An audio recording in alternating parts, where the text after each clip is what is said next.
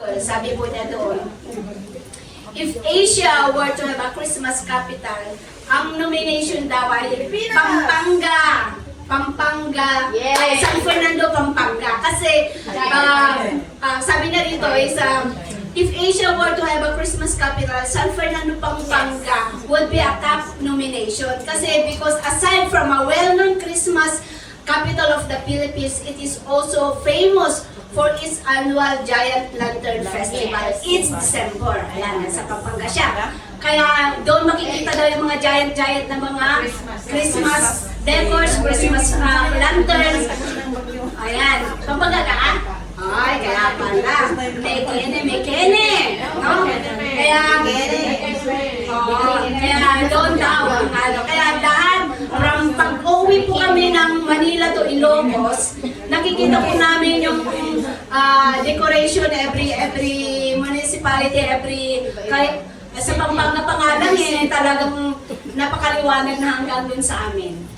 Diba? Kasi maraming naisabit na mga parol, kaya napakasaya. Pero maalala nyo, nung tayo mga kabataan pa lang, mas masaya, di ba? Lahat tayo nasa labas, naglalaro, wala tayong mga hawak ng mga cellphone. Kaya na-enjoy natin yung banding natin, na-enjoy natin yung gathering natin. Kasi nag-enjoy tayo sa lahat na mga ginagawa natin kasi malaya tayo. Wala pa tayo sa digital world. Na kung saan ngayon, mga bata, nasisira ang mga mata dahil sa cellphone. Amen? Ako, matanda na kasi ako kaya may eyeglass na rin, no? So, ang tema po natin ngayon is Jesus the Messiah. Ang aking title po ay The Good and the Perfect Gift.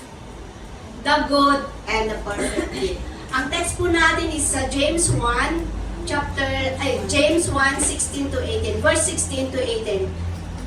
Sabi po niya doon, tingnan po natin sa NIV, sabi po niya doon is James 1:16 to 18. Don't be deceived, my dear brothers. Every good and perfect gift is from above, coming down from the Father of the heavenly lights, who does not change like shifting shadows.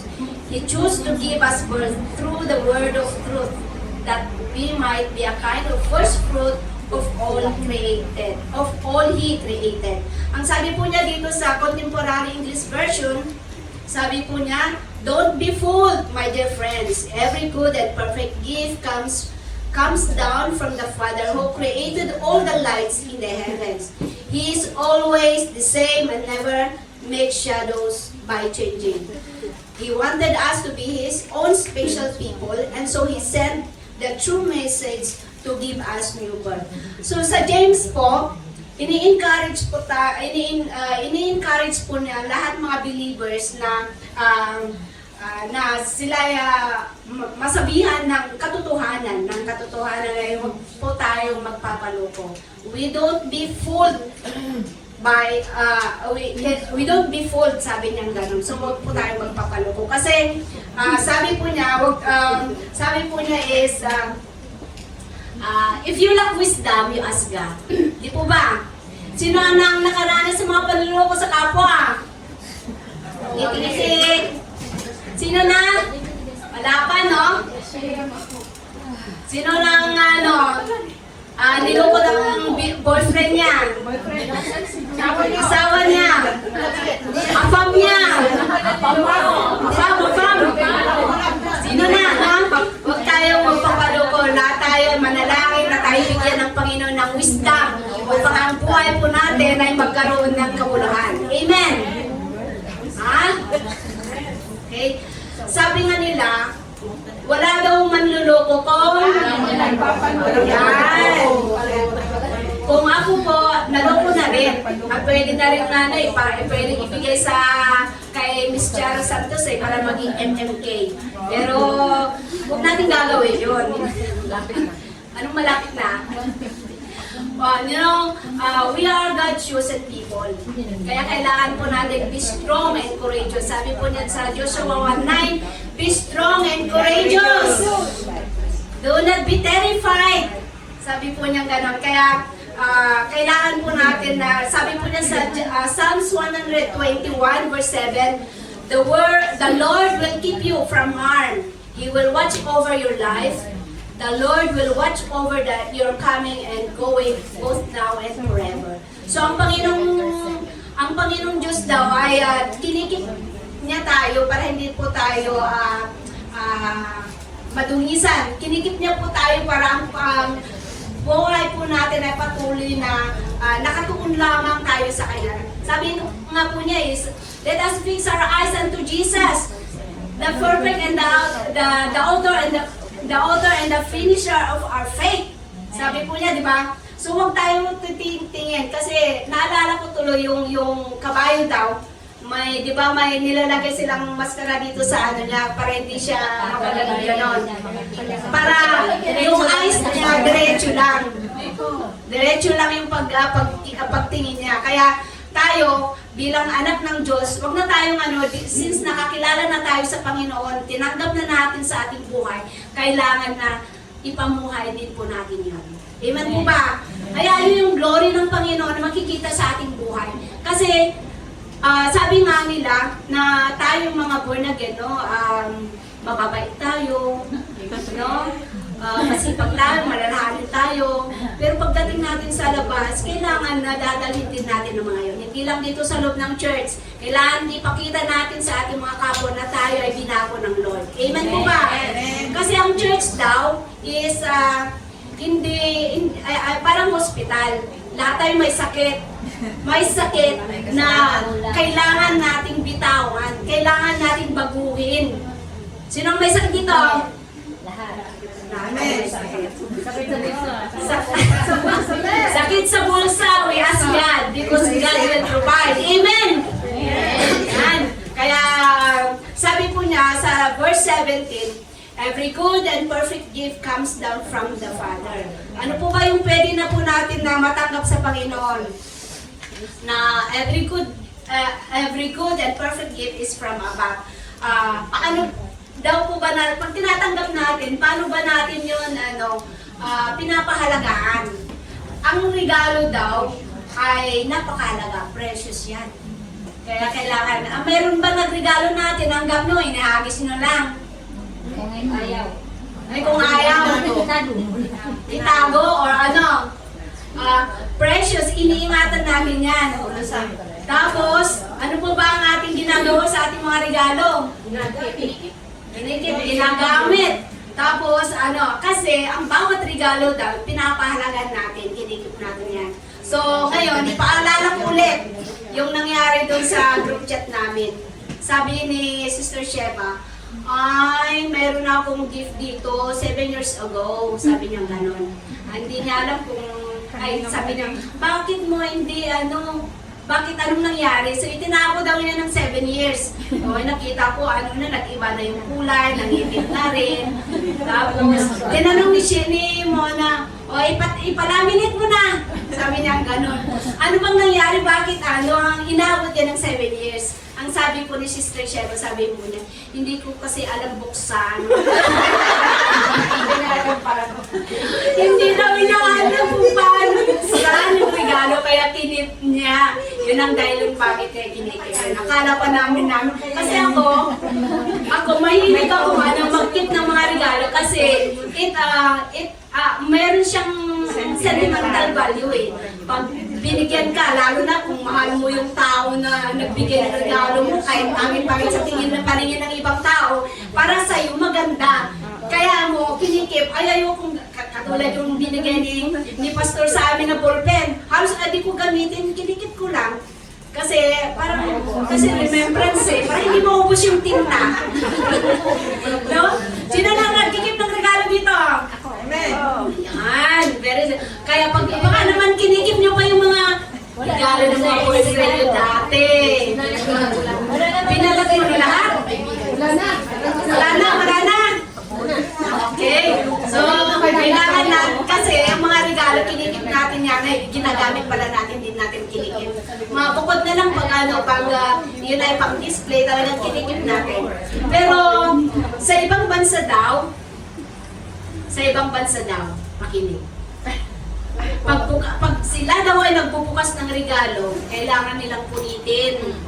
Punitin yung wrapper niya. Punitin talaga, punitin. Ganon sila ka-harsh sa regalo na yan. Pero pag kasi sa ibang bansa daw, gano'n ang pagbukas ng regalo. Brag, gano'n. Pero pagdating daw sa Pilipino, tinitingnan mo na yung mga scotch tape. Tinatanggalan yung mga ribbon niya. Kinaganyan pag tinutupi pa yung mga yung wrapper na, di ba? So malinis na malinis yan kasi pwede mo ulit gamitin sa susunod. Di ba? Yun ang pinagkaiba ng ibang bansa at saka Pilipino. Talagang Pilipino masinop. Di ba ba? Iniingat-ingatan talaga ang mga regalo na. Iniingatan pati yung wrapper. Baka naman pati yung box niya, iniingatan pa rin. Maganda.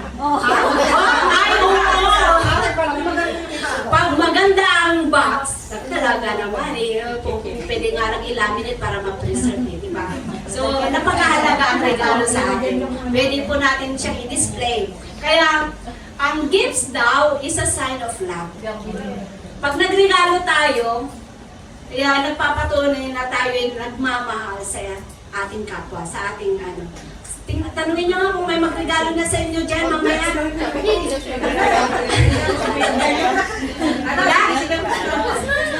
Dikitan nyo na yung mga gusto nyo magregalo sa inyo. Ayan. So, paano daw ba natin ibibigay yung regalo? Hello? Paano daw ba natin ibibigay yung regalo? Titingnan ba natin yung titingnan ba natin kung ano bang kailangan niya, ano ba yung gusto niya, or titingnan natin basta lang may marap. Tapos sa exchange gift natin, sabihin natin, yung exchange gift natin, $50 ng per gift. So, pag nakita mo may $45 na pwede na to. Tapos hanapan, nakita ko yan sa ibang shop $45 lang yan, ang exchange gift natin, 50. Tapos sabi niya, ay yung pinagbalot ko, sabi niya, o di naging $50, diba? O kasama na yun, tama naman kasi, diba? Tapos meron akong nalala. Yung employer daw, pinatimpla sa kanya yung katulong ng gatas. Kailangan yung measurement niya ng ons niya, di ba? Ons, at saka yung hot water, at saka cold water, mag-ano yan. Pero kinulang siya. Ang nilagay daw niya, biskwit. Sabi na, yun, ang pandagdag daw sa ons niya. Ganun. Parang tayo din, pag nakita natin minsan na may yung kulang Sabi ng isa, kanina umaga sabi nila, kung kulang daw yung regalo ng $1, lalagyan ng coins, $1. Ano na lahat? 50 total. Oy! Diba? Pero pag tayo magregalo, huwag naman ganun yung isip natin. Diba? Than to receive. Oo, it's better to give than to receive. Bakit yung nagregalo ba ang Diyos sa atin kinulangan? Sumobra nga Bakit yung nagregalo ba ang Diyos sa atin? Pinili ba kung sinong bibigyan? Hindi naman. Lahat naman tayo hindi nakaabot sa kaluwalhatian ng Lord. Kaya binigay po niya yung kanyang bugtong na para sa lahat. Hindi po niya ikaw na lang ililigtas ko. Hindi naman niya sinabing gano'n pangkalahatan sa lahat na nanampalataya sa kanya at nagtitiwala at may pananampalataya sa Diyos. Tayo ay nagkakaroon. Pag kulang ang aking pag-40 lang, bigdag ako na ng puto, no? Oo nga! Hindi nga! Sabi niya, nung sa akin, Nay, yung $50 na ating exchange gift, makinig. Sabi niya, sabi niya, Nay, yung $50 na exchange gift po natin sa linggo, pwede ko po ba balutin yung 50 pesos na puto? Sabi po niya paano ko kayo manghingi? Hindi di siya nang nag-give. Share yung blessing na yun. Paano kung ayaw niyo buksan agad next year? Kaya si Sister Sheba, hindi na siya sa Kaya nga maubos mo ba yun? Kaya share your blessing. Pag kayo nakakuha yung 50 pieces beses na po ito share your blessing Mahal na rin yun, ang benta nga niya, ano yung 1 piece $2 O di nag-doble, 100 ngayon. O, di ba? Ibenta na lang. Ibenta ulit, $3 na isa. Manalo na pag nangangailangan ng ikakape yung tao. Naku, boss! No? Wala na yung regalo. Okay. So, ang Panginoon, mahal niya po tayong lahat. God love us so much. Hindi niya pinili kung sino ang kanyang bibigyan ng regalo, hindi niya po pinili kung sino po sa atin, kundi ibinigay po niya according to what we need. Amen. Sabi po niya sa Jeremiah 31:3, the Lord appeared to us in the Mass, saying, I have loved you with an everlasting love. I have drawn you with loving kindness. So, ang Panginoon nagbigay ng everlasting love Kaya ba natin ibigay sa ating kapwa? Amen. O sa mga pinili lang natin? Lahat tayo. Lahat. Kaya, kailangan ba natin, sige nga, love nyo ba yung mga enemies nyo?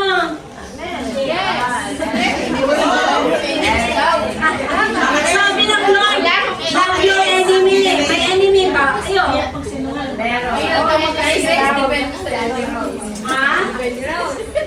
Depende sa? Depende daw po sa enemy. Depende daw sa enemy kung kaaya-aya siyang inumin. Ganun ba? Hindi, dapat mahalin. Dapat mahalin ang ating. Huwag niyong sakalin. Mahalin. Ang sabi ng Lord, mahalin niyo ang iyong kaaway. Amen. Kasi lahat tayo, mayroon din mga pagkukulang.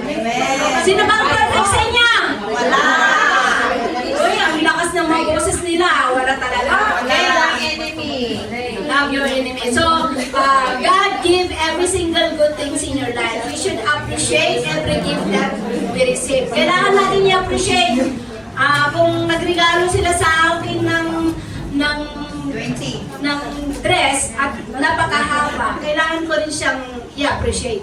Kasi nga nag-effort naman yung tao na nagregalo tapos hindi ko tatanggapin. Pwede naman i-repair. Nandiyan naman si Arisita na nag-repair ng damit, di ba? Wala. Ay, baka kung nagpa-repair, sabi niya sira.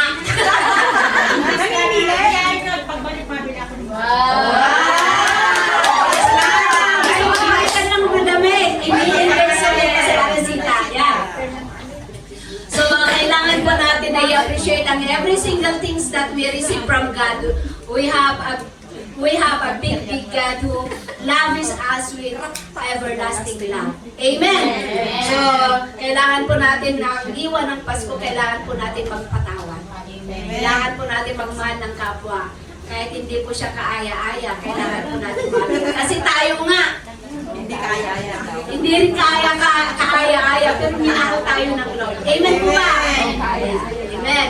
So, meron pong kaaya-aya talaga, no? Okay. So, ano po ba ang mga pwede pa natin matanggap na regalo dito sa mundong ito? Ito ay yung the gift of life. Through our parents, yung mga magulang po natin, sila po ang nagluwal sa atin dito sa mundong ito para makita po natin ang ginawa ng Lord. Amen. Mahal niyo po ba inyong mga magulang? Yes! Mahal na mahal. Kasi sabi po niya dun sa Deuteronomy 5:16, sabi na, honor your father and your mother as the Lord your God has commanded you so that you may live long and that it may go well with you in the land your God is giving you. Amen. So, may pangako po ang Lord, pag minahal po natin ang ating mga magulang, meron pong kalakip na pagpapala. Amen. With long life yun. Gusto niyo bang magkaroon ng long life? Amen. Wala na eh. With long life? Amen. Amen. Kaya, magkikita na daw sa tuloy. Ayan. So, lahat ng ating meron tayo, marami tayong mga utang sa ating mga magulang. Marami silang binuhos sa atin ng pagmamahal, binigyan po tayo ng mga pag-aaral, sinend po tayo sa school para makapag-aral. At isa pa, ano pa yung mga regalo na pwedeng ibigay ng ating parents? Yung ating mana. Sino na bang dito may mana? Wala, te. Oy, may mana sila. Lupain. Imagine that, regalo din yan ng mga magulang. Amen. So, minsan, pag meron tayong lupain, pag hindi na hati-hati ating kapatid, nagkakaroon ng away, kaguluhan. Kaya tayo yung magpapasalamat sa Panginoon dahil binibigyan tayo ng mga mababait na parents. Sino ang may mabait na parents? Amen. Tayong lahat. Kaya kailangan na mahalin din po natin. Dahil at the end, ngayon, medyo bata-bata pa tayo eh. Pero darating din tayo doon sa bandang tayo ay Nag-react po siya. Alin? Kasi bata-bata. Bata-bata kasi Wala pang apo. wala pa ako pero malaki ka rin maging senior. Ayun, may apo na pero wala pang asawa. Yan. Shortcut daw siya. Kaya tayo nagpapasalamat sa buhay ng ating mga magulang na patuloy na nagbibigay ng guidance sa atin, patuloy na nagbibigay ng pagmamahal, patuloy na tayo ay kanilang inaalagaan kahit tayo ay matanda na. Amen po ba? Ang maganda, yung lola natin dyan, pati na yung apo, pinapaaral na rin. O yan. Ang ating nanay. Pero tingnan nyo naman, kaya pumuputi na yung mukha na kasi pati ako na, pinapaaral na. Hindi pa daw sila tapos eh, kaya siguro magtatagal pa siya dito. Amen! Ayan. Okay, ano pa ang pwede natin matanggap na gift? The gift of friendship. Yung sinong mga beshi din? Beshi. Ayan, mga beshi. Sabi po niya dito, a real friend is one who walks in where the rest of the world walks out. Yung kahit linayasan na siya ng mga kaibigan niya, yung totoong kaibigan ay nananatili sa kanyang tabi. Naranasan niyo na po ba yung mga ganon? Amen. Hindi niyo pinaiiwanan yung mga kaibigan niyo? Yan, kailangan po natin sila na standby with our friends. Amen. Kasi sabi nga po niya sa John 15:13, sabi po niya, greater love has no one than this, that He laid down His life for His friends. So, ang ating mga kaibigan, hindi nag-iiwanan. No more secrets, di ba? At minsan, si best friend, noon, nakukuha, dahil sa pagkakaibigan, pati yung boyfriend, nasishare na rin. Nasishare ba yun? Hindi, minsan, mga prince dyan. Kaya mag-iingat tayo. Pero, wag naman nating, nabato sa tawag na wag natin siyang, kung ano yung meron tayo, be contented. Amen. Kaya kailangan po natin maging best friend pa rin sa ating mga beshi. Kasi the gift of friendship ay napakahalaga din. Kailangan na pag friend mo siya, kailangan na i-respect mo siya, tulungan mo siya, at lahat na meron siya ay share din kayo. Amen. So ano ba yung pwede nating matanggap na regalo? Yung inheritance natin sa ating mga magulang. Binibigay din nilang mga regalo yan, di ba? So yung house and lot, yung mga kwentas, pag nawawala na yung mga nanay natin, ikaw na, ito na sa iyo para ito, iiwanan ko sa iyo. Pero sabi ng mother ko, ngayon ay okay pa naman siya, malakas pa rin naman siya, pero gusto niya na ang kanyang mga anak ay hindi mag-aaway-aaway sa hinati-hati na niya yung mga ari-ari niya, ito sa'yo, ito sa'yo, ito sa'yo. Ganyan. Kaya maayos kami magkakapatid, walang dayaan, walang inggitan, dahil kami ay hati-hati ating kapatid ng kanyang ginawa. Kaya nagpapasalamat ako dahil ang mother ko hindi po kami pinalaki po kami ng maayos. Amen. Kaya kung maganda ang pagpapalaki ng mga anak, maganda rin ang magiging bunga. Tayo na pinalaki ng maayos, pag tayo po ay nagkapamilya, magiging maayos din ang ating mga anak. Amen. So, in verse 17, sabi po niya means, nothing in this world is truly good unless it comes from above. This is from our Heavenly Father. Wala daw tayong pwedeng may kumpara pag ang Panginoong Jesus ang nagbigay ng kanyang regalo sa bawat isa. Hindi natin pwedeng tumbasan, hindi natin pwedeng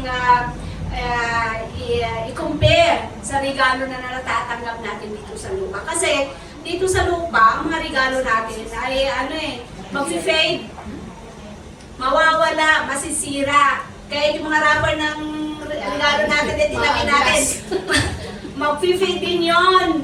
Diba? Kaya kailangan natin na i-appreciate natin kung anong meron tayo kasi ang Panginoong Jesus ay narito para sa atin. Tinubos niya tayo sa ating mga kasalanan. Amen.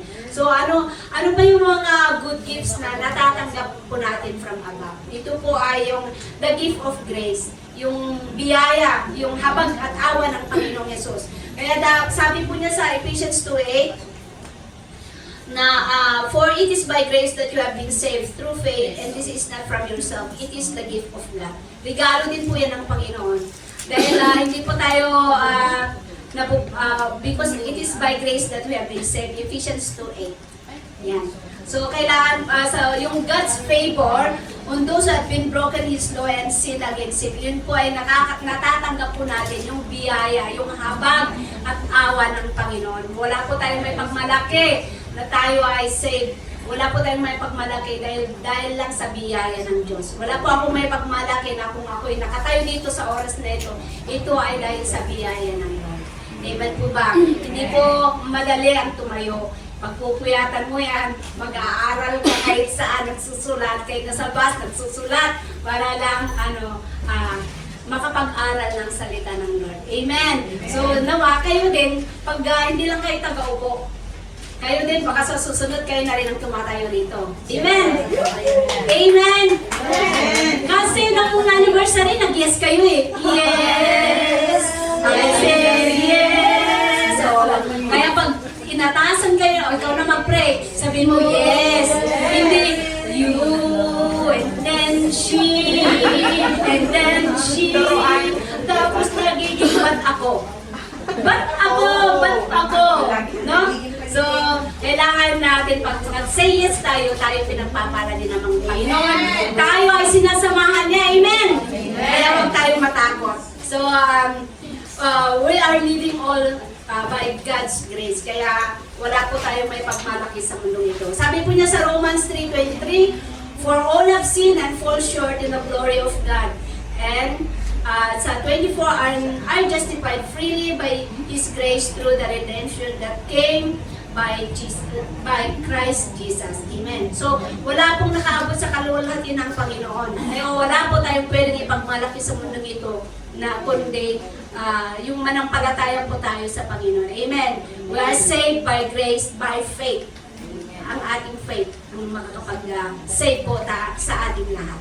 The moment na tinanggap po natin ang ating Panginoon, sa lahat mga hindi pa po tinanggap na po ba natin lahat? Amen! Amen! Tinanggap natin para tayo magkaroon ng buhay na walang hanggan. Sino ang gustong maiwan dito sa lupa? Wala na eh. Wala nang nag-oo. Kaya dapat inahanda po natin ang ating sarili sa pangkalangitan. Hindi po yung dito sa panlupa. Kasi sabi po niya sa kanyang mga salita, na ang mundong ito ay magugunaw. Walang maiiwan. No? Kaya kailangan natin na ituon ang ating buhay sa paglilingkod sa Panginoon. Amen. So, number 2 is the gift of wisdom. Remember, sino nakakalam ng buhay ni Solomon, ni King Solomon? Siya lang yung nag-regress sa wisdom.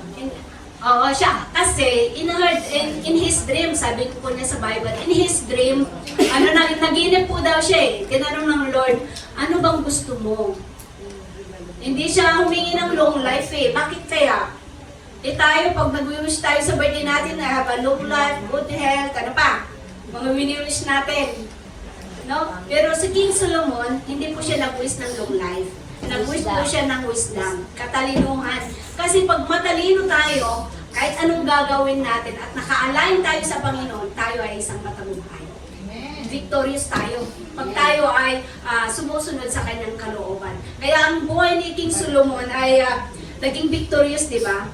Pero, yun nga, sumablay nga lang siya nung nagkaroon siya ng, ano to? Sa asawa yata na, okay? Sa kanyang asawa na nagkasala po siya doon at yun ang cause ng kanyang downfall. Pero ang kanyang talino ay walang nakakatumbas ang kanyang talino sa mga kasama niya doon sa nabanggit doon sa Biblia. Amen. So, the gift of wisdom, it acts about both the intellectual and the will of God. Tayo ay nagkakaroon ng, pag tayo may wisdom, karoon tayo ng karunungan, ginagawa din natin yung will ng Panginoon. Amen. O baka naman yung wisdom natin, ginagamit lang natin sa mga kalokohan. Kahit ginagamit natin yan sa kalokohan, hindi yan magpa-prosper. Tatandaan po natin yan. Kasi pag gumawa po tayo ng kalokohan, sigurado, meron yun pagpapalo. Amen. So, meron daw two kinds of wisdom. Ang isang wisdom is yung worldly wisdom. Yung dito lang sa lupa, yung mga wisdom natin, paano tayo mabuhay, paano tayo yumaman, paano tayo maging matagumpay sa bawat lakad natin bilang tao dito sa mundong ito. Pero pag tayo, ang wisdom natin, panlupa lang, paano na yung dito ka na, gugunawan ng Lord ang mundong ito. Kaya dapat, dito tayo sa godly wisdom. Yung godly wisdom is how to have eternal life to be with God.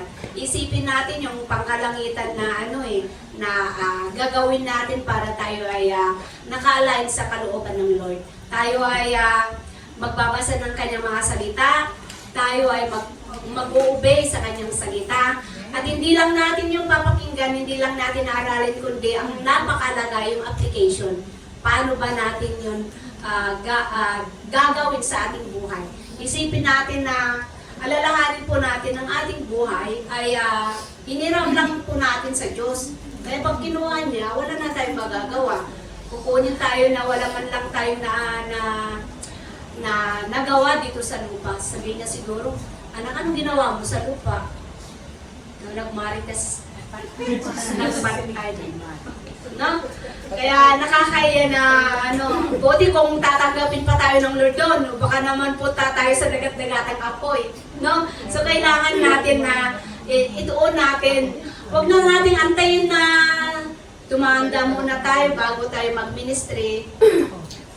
Na kikita ko sa Ate Betty. No? Huwag na nating antayin na pag kaya nyo, yung mga talento na binigay ng Lord sa inyo, gamitin nyo na. Sama ko special ng pera. Kaya kailangan yung mga talento nyo, paggamit nyo na sa Lord, kakalawangin yan, pag hindi nyo na ginagamit, kailangan na go lang tayo ng go. Kasi ang pagsunod sa kalooban ng Lord, tayo ay pinagpapala ng Lord. Amen. So yung mga gustong sumayang, natin Sister Reyna May, sa lahat mga gustong magtampurin, kay Sister Odessa, wag lang yung song kay Sister Odessa. Please. Parang mag-special ng Kaya, pero alam nyo, pag habang tayo daw, pag tayo nahahasa daw yung boses natin, nagiging maayos. Kaya si Odessa ngayon ay nag-improve na rin. Kumanta nga siya kaninang umaga no? Baka siya ulit ngayong hapon. Ay, na pala siya kanina. Wala kayong special number. Ako na lang. Sabi na kanina, ewan ko kung siyang matutuloy ngayon mamaya. Mamaya daw sila. Sa harangan ko. Harangan ka daw. Harangan daw siya. So kailangan na yung huwag na nating kunin yung worldly wisdom, yung godly wisdom na lang. Kasi bilang anak ng Diyos, bilang tayo ay kanyang pinagpala, sa godly wisdom na lang tayo mag-focus. Paano tayo magbahagi ng salita ng Lord, paano tayo maghikayat sa Panginoon, paano na tayo magdala ng kaluluwa para sa Panginoon. That we need to offer unto God. Amen. Sa Proverbs 19, sabi po niya, the fear of the Lord is the beginning of wisdom, and knowledge of the Holy One is understanding. So if you fear God, it means nandun yung pag-uunawa mo, nandun yung Holy Spirit that works in you. Kasi pag meron kang wisdom, di ba, ganito yan, kung mag-church kaya ako, or hindi, may conviction eh, nangungusap ang Holy Spirit, di ba, ang templo ng Holy Spirit ang ating katawan. So nangungusap, pupunta kaya ako sa church or wag na lang, punta na lang ako sa party. Pero hanggang na, pag nandun ka naman sa party, hala, ano na kaya ginagawa nila sa church? Ano kaya? Nag-praise and worship na sila sa oras na ito, ganun. Yung isip mo nandun din sa church. Kaya, pag nangungusap na ang Panginoon sa inyo, umaga pa lang, weekdays pa nga lang eh, nihanda nyo na yung mga damit nyo, ano bang susuot nyo, nagsusukat-sukat na kayo, kung masikip ba, maiksi ba, no? So, kailangan na, pag nangungusap ang Holy Spirit sa inyo, keep going. Go lang kayo. Dahil ang Panginoon sasamahan kayo. Amen? Amen. So, dito,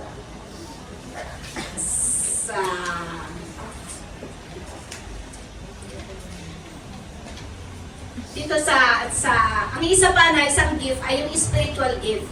Sa 1 Corinthians 12:7, sabi po niya, now, to each one, the manifestation of the Spirit is given to the common good. So, spiritual gift daw are the abilities that God bestows on every believers.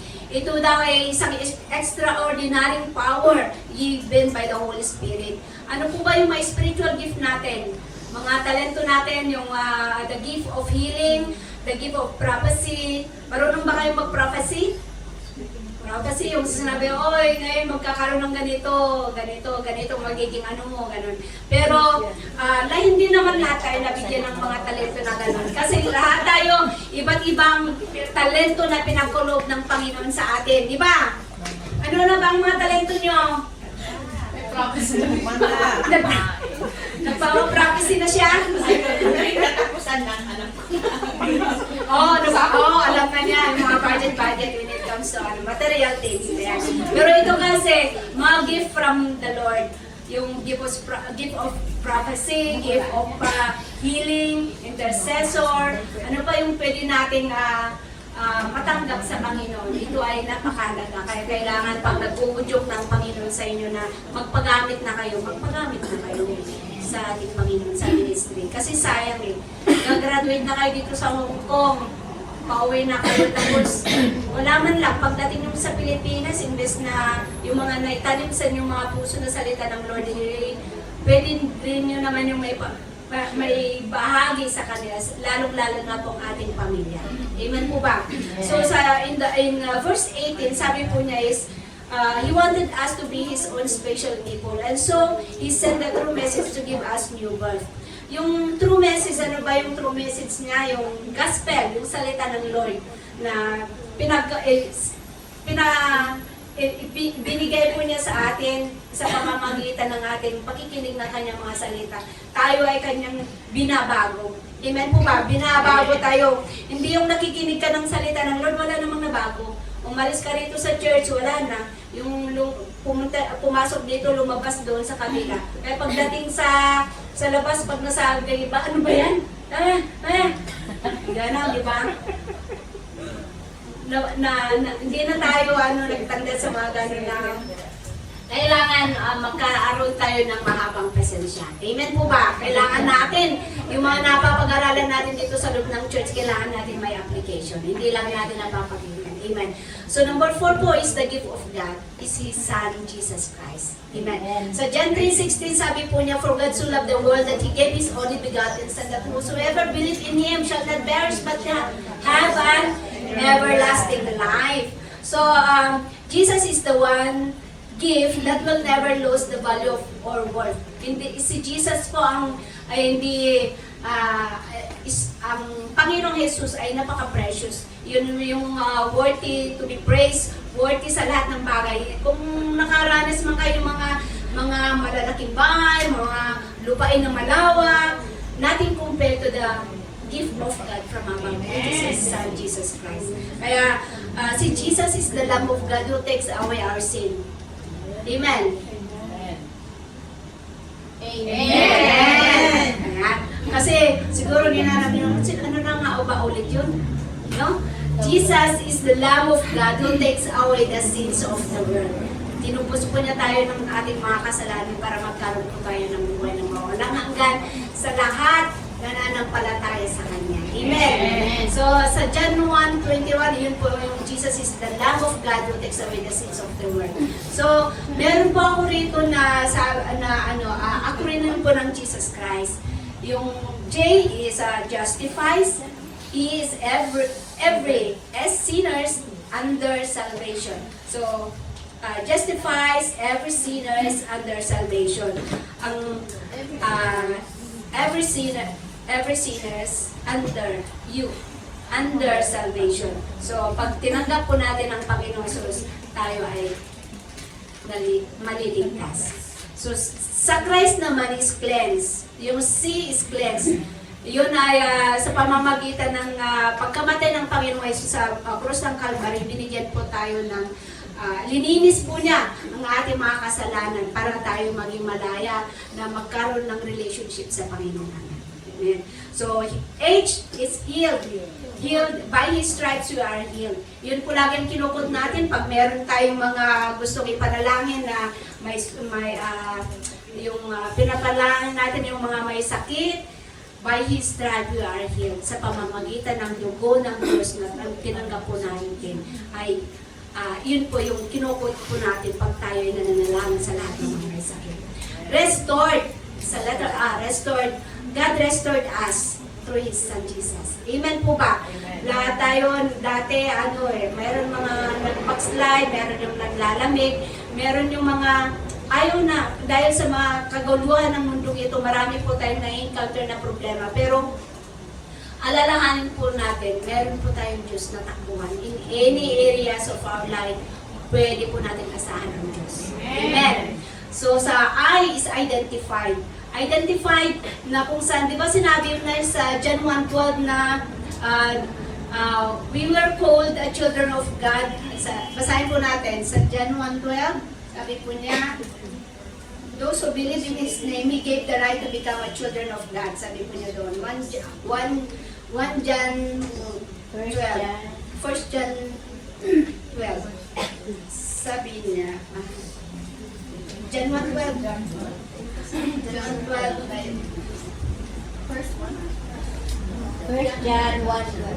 First John. Oh, or John 1:12 ba yun? John 1:12.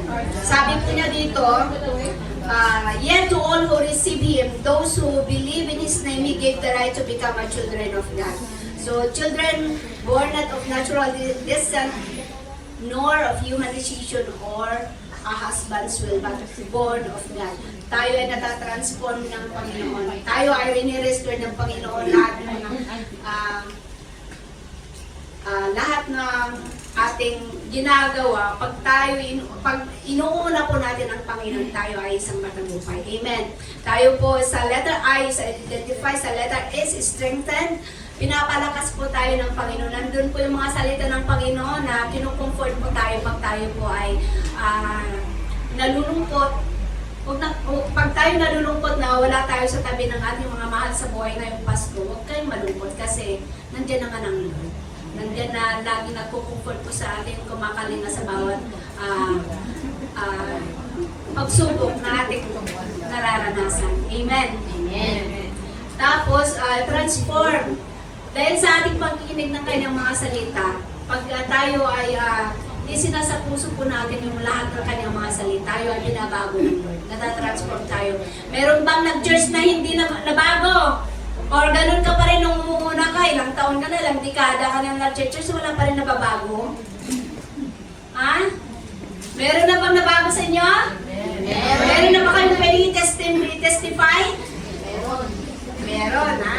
So, in conclusion po, sa Luke 2, verse 10, but the angel said to them, do not be afraid. I will bring you good news that will cause great joy for all the people.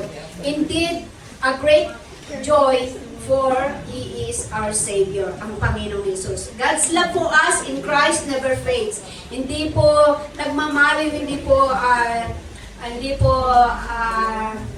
nanghihina ang pag-ibig ng Diyos. Every day is stronger because God is victorious. Amen. So, yun sa 2 Corinthians 9:15, sabi niya, thanks be to God for His indescribable gift. Ito ang regalo ng Lord sa atin. Kaya yung title ko po, The Good and the Perfect Gift is Jesus the Messiah. Amen! So,